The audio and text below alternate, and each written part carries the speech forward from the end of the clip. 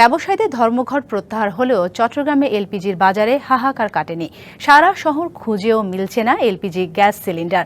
দোকানে খালি সিলিন্ডার পড়ে থাকলেও রিফিল করার জন্য নিচ্ছেন না ডিলাররা। 2 সপ্তাহ ধরে দেশে তরলীকৃত পেট্রোলিয়াম গ্যাস বাজারে তীব্র সরবরাহ সংকট দেখা দিয়েছে। বিশেষ করে বাসা বাড়িতে রান্নার কাজে ব্যবহৃত 12 কেজি সিলিন্ডার নেই বললেই চলে। খুচরা বাজারে এই সিলিন্ডারের দাম 1306 টাকা নির্ধারণ করা হলেও মিলছে না 2000 টাকায়ও। সরকারের পক্ষ থেকে বিষয়টিকে কৃত্রিম সংকট হিসেবে আখ্যায়িত করা হলেও ব্যবসায়ীরা বলছেন আমদানি কমে যাওয়া এলপিজি সংকট স্মরণকালের ভয়াবহ পর্যায়ে পৌঁছেছে। চট্টগ্রামে প্রতিদিন 500 থেকে 700 সিলিন্ডারের চাহিদা থাকলেও সরবরাহ পাওয়া যাচ্ছে 100 থেকে 150টি। এমন পরিস্থিতিতে এলপিজি বিক্রি বন্ধ করে দেওয়ায় বিপাকে পড়েছেন ব্যবহারকারীরা। একই চিত্র রাঙামাটিতেও ধর্মঘট প্রত্যাহার পরও এলপিজি সিলিন্ডার গ্যাসের সরবরাহ না থাকায় বিপাকে গ্রাহকরা। নতুন এবং ফিরে আসা গ্রাহকদের জন্য নগদে চলছে ক্যাশব্যাক সহ প্রতিদিন হাজারো উপহার জেতার সুযোগ। হবে আশা আর ফেরা, সারপ্রাইজ সেরা। একটা ছোট সিলিন্ডার যেটা 1300 টাকা 1200 টাকা ছিল, এটা 2200 টাকা দিয়েও পাওয়া যাচ্ছে না। সরকারের রেট দিচ্ছে, এটা ডিলাররা মানতেছে না, তো মাল দিচ্ছে না। মাল থাকলেও কিনতেছে না, তো টাকা বাড়তি দিয়ে। অবশ্যই সরকার নজরদারি করছে না, করলে তো আমরা গ্যাসের কষ্টটা পাইতাম না। দর্শকে নিয়ে আরো জানাতে রাঙামাটি থেকে আমাদের সাথে যুক্ত হচ্ছেন সহকর্মী সৈকত রঞ্জন চৌধুরী।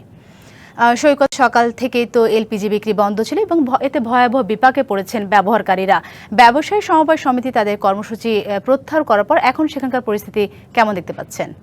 সাথী, আপনি যেমনটি বলছিলেন তার আগেই আপনাকে একটু বিষয়টা আপনার মাধ্যমে সবাইকে জানিয়ে রাখি। যেহেতু রাঙামাটিতে পাইপলাইনে সরবরাহকৃত কোনো গ্যাস নেই, তাই সিলিন্ডার যে এলপি গ্যাস আছে সেটির উপরে কিন্তু নির্ভরশীল এখানকার মানুষজন, এবং বিশেষ করে বিভিন্ন রেস্টুরেন্ট থেকে শুরু করে ঘর বাড়িতে এই গ্যাসটির ব্যাপক চাহিদা রয়েছে।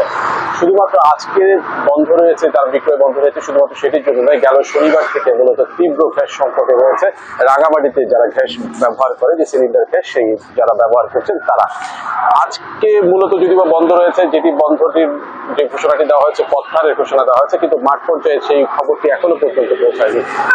ঘরে ঘরে বিভিন্ন জায়গায় বিভিন্ন দোকানে আমরা দেখেছি যে যারা যেসব সিলিন্ডার গুলো আছে সেই সিলিন্ডার গুলো তারা খালি সিলিন্ডার নিয়ে তারা এখানে আছে, কারো কেউ গ্যাস পাচ্ছে না, এবং যারা কিনতে আসছেন তারাও কিন্তু খালি হাতে ফেরত যাচ্ছেন।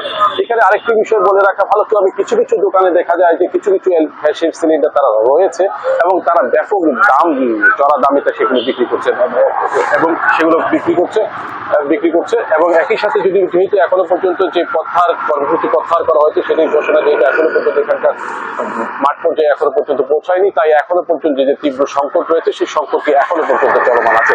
তো তাদের সাথে আমরা যদি কথা বলেছি ব্যবসায়ীদেরকে, সেই কথাটি যে আন্দোলন বা বিক্রয় বন্ধের যে ঘোষণা, প্রত্যাহারের ঘোষণা তাদের কাছে আসলে এবং গ্যাস সংকটে যদি প্রশাসন যদি জোর তদারকি করে তাহলে এই গ্যাস সংকট দ্রুত নিরসন হবে বলে মনে করছেন।